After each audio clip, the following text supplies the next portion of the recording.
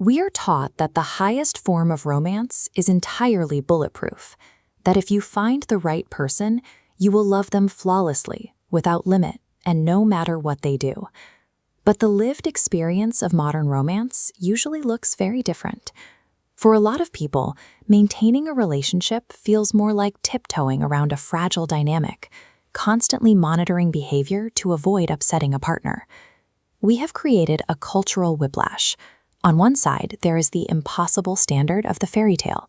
On the other, there is the volatile, conflict-driven spectacle broadcast on daytime talk shows. When we try to navigate between these extremes, what we often end up calling unconditional love is actually just a tiring performance.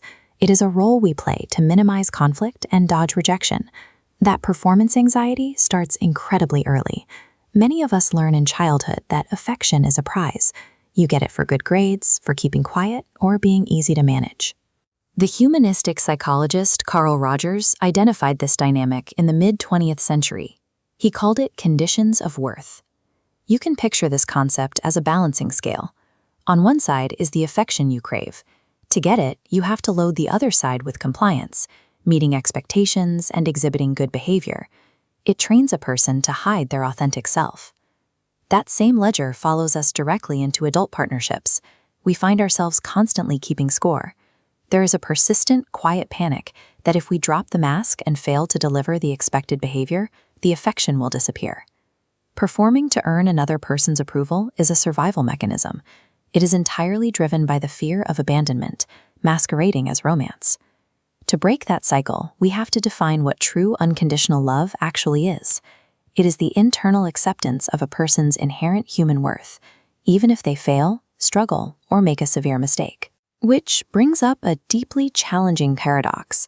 If you vow to love someone no matter what, does that mean you are obligated to stick around while they mistreat you, neglect you, or act destructively? Look at this logic model to see how psychology resolves the contradiction. We have to separate the two ideas. On the left is unconditional love, a boundless internal feeling. On the right is the relationship, an external partnership. The circle of love can remain infinite and constant. You can always care about a person's well-being. But the box on the right is a shared structure. A partnership requires rules, boundaries, and mutual respect to function. Love, as a private emotional state, can exist without limits, but a healthy, functional relationship absolutely requires conditions to survive. When someone walks away from a partner whose behavior is destructive, they aren't failing at love. They are executing an act of necessary self-preservation. This comparison chart shows the mechanics of how we communicate. Side A shows manipulation. If you don't change, I will stop loving you. Side B is a boundary. I love you, but I must leave if this behavior continues. One is an attempt to control, the other is protection. When both partners articulate their limits clearly, they establish emotional safety.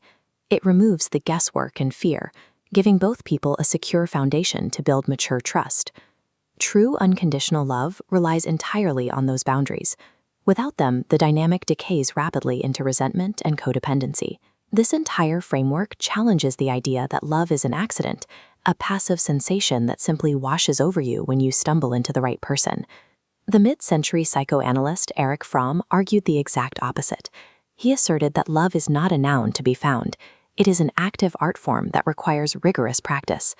Fromm highlighted a difficult discipline known as unselfing.